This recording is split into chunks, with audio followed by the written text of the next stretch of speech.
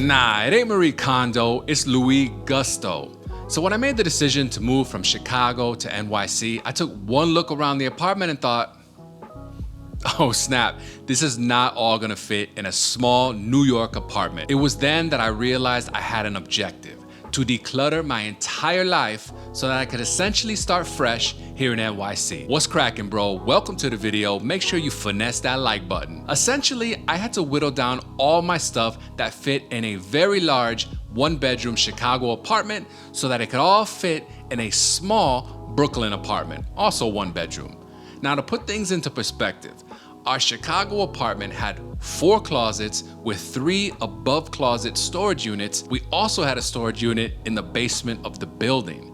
Our Brooklyn apartment has 2, yes 2, tiny closets. Our Chicago bedroom fit a queen-size bed with a bed frame, headboard, 4 IKEA dressers, a standing IKEA shoe shelf, another set of drawers, and a large dog crate. And honestly, we could probably fit more in there. Our Brooklyn bedroom fits the queen size bed on a simple frame, no headboard, and hopefully a small dog crate. We're still shopping for that. Now, of course, moving to NYC, we're looking to save money any way we can. So for now, a storage unit is completely out of the question. Now, the good news is that I had already been decluttering for months, selling shoes, clothes, and filmmaking gear that I no longer needed online. And decluttering has been on my list of projects to get done for probably the past 4 or 5 years. The bad news is now I had just over a month to get all this decluttering done.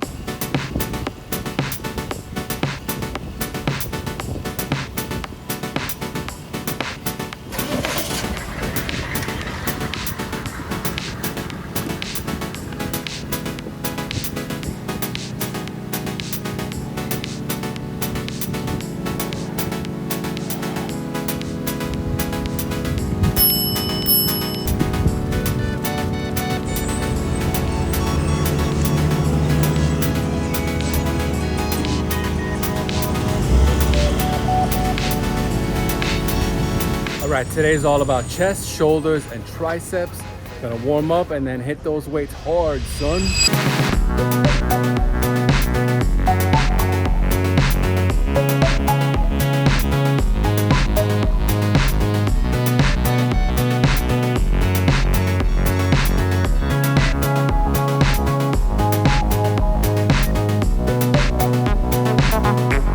Alright, so that was an incredible workout. It took about 70 minutes tops because when I'm filming my workout for the channel, it tend to take a little bit longer setting up the shots and verifying that they came out all right. But I'm feeling good. Again, I'm focusing on slow progression and perfecting my form over and over again. So I'll do a particular workout, I'll look at my form, and I'll see little tweaks that I can make to improve that. But I'm also tracking my lifts so that I'm going up every single time, and if I'm not, then I make another change.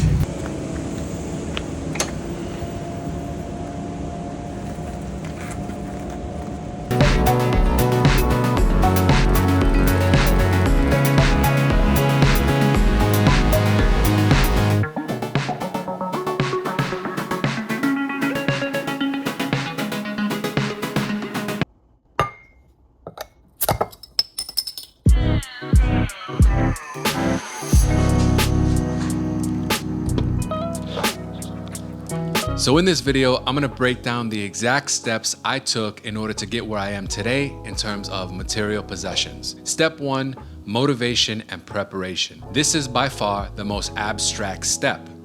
What was my motivation for wanting to declutter? Well, obviously, I was moving from a big apartment in Chicago to a small one here in Brooklyn, New York. Moving anywhere is gonna be a hefty expense, but especially moving to New York City in 2023, I don't even have to explain it to y'all. So we wanted to go the budget route as much as possible. That meant no storage unit, no professional movers, no pods. Everything that we wanted to keep needed to either fit in a suitcase to fly on the plane with us or in a box to be shipped via UPS. Now, since we were flying Southwest, we knew we would have 4 check-in bags absolutely free, plus 2 carry-on suitcases. Any additional checked-in bag would cost us $75.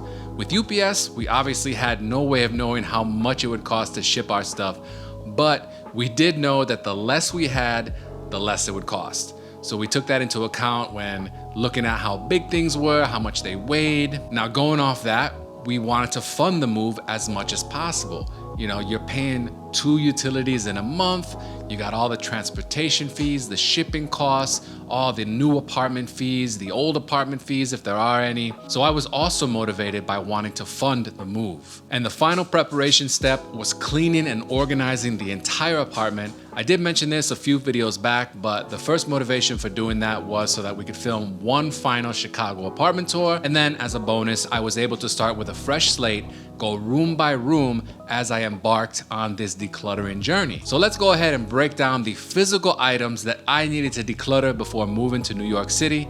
In a future video, I'll talk about how I'm also digitally decluttering: clothes, shoes, and accessories, books and movies, filmmaking gear, housewares, and furniture.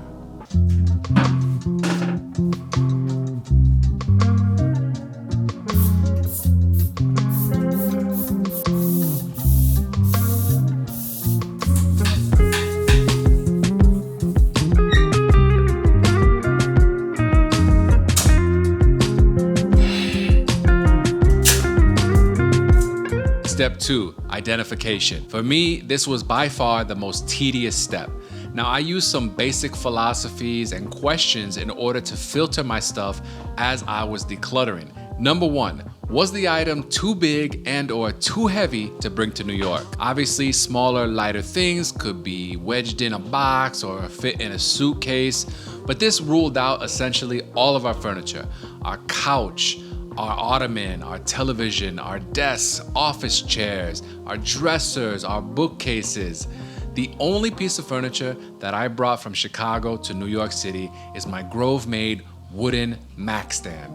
I love that thing so much. It's handcrafted, it is a beautiful wood, and it fit easily into a box with other items surrounding it in order to protect it during the journey. We also had some kitchen items that were way too heavy to ship via UPS or bring on the plane with us, like our Ninja blender, our Ninja bullets, our KitchenAid mixer. We also had a blue air filter and humidifiers. These things were just too big, too heavy to bring with us to New York. But there were also some unexpected items that were way too big to bring over to Brooklyn, like my DVD and Blu-ray cases. About a year or so ago, I transferred most of my movies and television shows into binders. Not only does it take up less space, it actually looks pretty cool. But I still had all those cases in one of my storage units, and honestly, it just took up way too much space, and I didn't feel like I needed to spend the money to ship the cases when I've got the most important part, which is the disc. Is the item something that's very meaningful to me? So for instance, a Bulls jersey that I've had since I was a kid, even though I don't necessarily wear it all the time. Old jewelry, little gifts here and there, like a stuffed gorilla that my mom gave to me a few years back. I'm not as much of a sentimental guy when it comes to stuff anymore, but there were certain things that even if they took up some space or weight, I wanted to keep them, like greeting cards, personal letters, photos, little trinkets and figurines, stuff like that. So if it was something that was really meaningful to me, I did all that I could to keep it. Is it something that I've used lately? And if not, do I really love it, or is it super rare or maybe really useful in a very specific type of situation? Filmmaking gear that I hadn't used in a while, like my phone gimbal. I used to live stream on the channel. I hadn't used the phone gimbal in over a year. My big gimbal for the camera. When I first started this channel, I thought, oh, I need a gimbal, and I did use it, but it was just so tedious and unwieldy. I'm like, you know what? There are new ones anyway. Let's just go ahead and get rid of this one. I had an APS-C telephoto lens that doesn't even fit this camera that I'm using right now. I had clothes that I hadn't worn in a long time, same with shoes. And as a matter of fact, I had bags and bags of clothes and shoes in my storage units. When I pulled them out, I realized not only have I not worn this stuff in years, I don't care for it anymore, and since it's name brand, a lot of it could be sold, which was a great thing. I also had a lot of extra kitchen stuff that I hadn't used. Some in the kitchen, some in the storage unit from when Narissa and I first moved in together. I'm not really a fan of a specific rule of thumb like, oh, if you haven't worn something in 6 months or a year, then definitely get rid of it. But I kind of guided myself with, okay, have I worn this? Have I used this in a very long time? And if not, is it rare? Do I love it? If that was the case, then I kept it. If not, boom, it was out of there like last year. Number 4, had I gotten so much use out of something that I was at peace with letting it go. For example, my couch and television. I paid decent money for those and I loved them very much. They were extremely useful. Sat on the couch every day and watched that television. But you know, I used them so much that it's not like I bought that television for $2,000 in 2022. I had that thing since early 2018. The couch I had bought for my Fullerton apartment, the one that I did the tiny apartment tour of, and I love the couch. It was super cushy. It was a cool color, but I got so much use out of it. Rowdy even came home to that. He had plenty of accidents on that. I had clothes that I wore to the gym. I had shoes that I wore a bunch of times. All this stuff I use so much that, you know, I'm okay with getting rid of it and allowing newer things to come into my life. Number 5, is this item worth a lot of money on the secondary market? As I was decluttering, I would look at an item and ask myself, is it worth anything? I would check eBay, I would check FB Marketplace, I would ask friends. I ended up having a lot of stuff that was worth good money. That furniture that I mentioned a little bit earlier, thankfully we were able to sell most of it. Our bar stools, our wine cart, our tables, our television, our office chairs. A lot of that stuff we were able to sell. Oh, the dressers as well. So this came in really handy because I was able to use those funds to help the move. I had gym shoes and clothes that were name brand, still in decent condition, that were able to bring me a little bit of money. I had some collectibles, little figurines, you know, a couple of hats, sunglasses, just random things that you'd find in any modern guy's closet. I was able to sell a lot of that stuff and that went directly into funding our move. I was selling so much stuff in Chicago that it actually became a second full-time job, believe it or not. Taking pictures, listing things, communicating with buyers, shipping stuff, or meeting up to deliver the goods. It was intense. But just because something was worth money doesn't mean I necessarily had to sell it. I still have jerseys, gym shoes, movies, books, other items that are worth money on the secondary market, but I either really love them or I use them all the time and I kept them. But it is a great philosophy to utilize if you're decluttering your stuff and you want to put some extra cash in your pocket. Number 6, could this thing be easily replaced down the road? Well, some of the stuff we had no choice, even if it wasn't easy to replace, like our couch, like our television. But there were a lot of things that we didn't necessarily want to bring with us that could be easily replaced. And when I say easily, I just mean cheap. So a lot of kitchen stuff, our plates, our glasses, our mugs, our silverware. I had a lot of clothes that I was still wearing either casually, to the gym, whatever, but they could be easily replaced. Also, books, believe it or not. Now, y'all know how much of an avid reader I am. I've shown my book collection on the channel multiple times. It's something that I'm really proud of. Most of those books I have read cover to cover, and then I've got some cool reference ones like the Chicago Encyclopedia. Thing about books though is they're heavy. Obviously, yes, I was gonna use the post office media mail service to ship these books to myself here in Brooklyn. However, it still costs money. It's not a free service. So I did one pass through all my books. I got rid of the easy ones. Then I weighed all the boxes and I realized, you know what? This is still gonna cost a good amount of money. So then I went through them again. And for some of the heavier books, I figured, you know what? I can replace this down the road if I want to. There are websites that sell used books for a good price. There's book fairs. There are bookstores that have a great used section. And so, you know, I was able to get rid of a lot of that stuff, knowing that I could easily replace it down the road. And the final philosophy, is this item cool enough for NYC? I'll explain. Before moving from Chicago to Brooklyn, I knew that I was gonna be pivoting into making more lifestyle content for the channel and my Instagram. So I was already preparing for filming around the apartment more, filming more of my day-to-day life. And I looked at a lot of my stuff. Yeah, obviously I'm a cool guy, I got cool stuff. But over the years, I've gotten gifts or I've had stuff for so many years that maybe it's not cool anymore. And I'm a curator now, right? As a lifestyle content creator, that's on my business card, curator. That means I had to look at my things with the lens of, is this cool enough? So yeah, maybe it was a gym shoe or some clothes or a little thing for the house that was useful, I liked it, maybe it wasn't cool enough to bring to Brooklyn, if you know what I mean.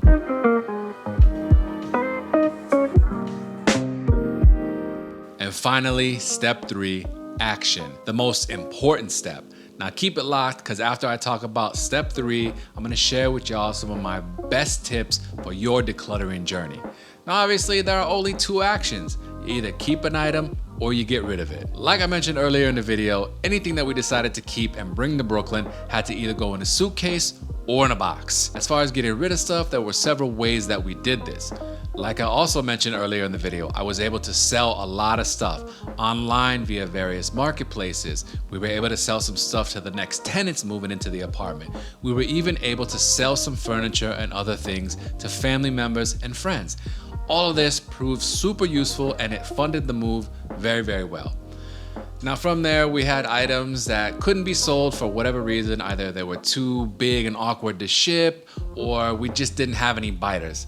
But it was still usable, so we would put a lot of this stuff in the alley next to the apartment building, and it was usually picked through and gone within a few hours, sometimes even sooner. However, we also had some stuff that was neither sellable nor usable, so we put those things in the alley as well, just a little bit closer to the actual trash cans. But it wasn't just about selling or trashing things. We also gifted a lot of our things to friends and family members. For instance, all of our houseplants went to family so they could be cared for and given a new life with a new family. We also gifted extra food, gadgets, wine, just things like that that we didn't want to sell, we didn't want to get rid of. Now that I've shared with y'all my decluttering journey and the steps that I took to get all of this done, I'm going to share some extra nuggets, just best tips to help you on your decluttering journey. Number 1, this is a long process. It took me 4 to 5 weeks really to get all this done. And I had actually started months earlier, just selling stuff and getting rid of things. In that last 4 to 5 weeks though, I really got the bulk of the work done. I had a deadline, you may not. Regardless, it's just gonna be a long process no matter how you slice it. Number 2, you're gonna have to make some tough decisions. Yes, I share with you some basic philosophies to help guide the journey, but still, you're gonna have to make some tough choices. Maybe you have a lot of things that you really love or that are really useful, but you know what? It's just time to say goodbye. Number 3, cherish the things that you do keep. Now that I've gone through this decluttering journey and I'm here in Brooklyn, there are a lot of things that I brought with me that I have a newfound appreciation for. They made it through the process, like an Instagram model applying for that one influencer campaign for some obscure clothing brand. They made it. So I look at these things now and I'm like, you know what? You're special. And finally, celebrate the accomplishment. Now that I'm here in Brooklyn in this small but luxurious apartment, I don't feel like it's cluttered. Yes, we still need furniture. We got a couch on the way. We need a couple of dressers, maybe a storage ottoman, a media console. But so even though stuff is maybe on the floor, it does not feel cluttered. Our kitchen certainly, even though we're still organizing that, we don't have a bunch of extra stuff that we have no use for, that's just taking up space, that we forgot we even had. So that really feels good. And I actually celebrate that each and every day when I get to work. I just feel like a giant weight has been lifted off of my clavicle. With that said, I feel like decluttering is just gonna become part of my lifestyle, like taking care of Rowdy, working out, eating clean. There are always gonna be times where I can take stock of the things that I own and make appropriate... Hold on, y'all, 1 second. Hello? Hey, I just wanted to let you know that I cleaned out your old bedroom and I'm shipping a bunch of your stuff to New York.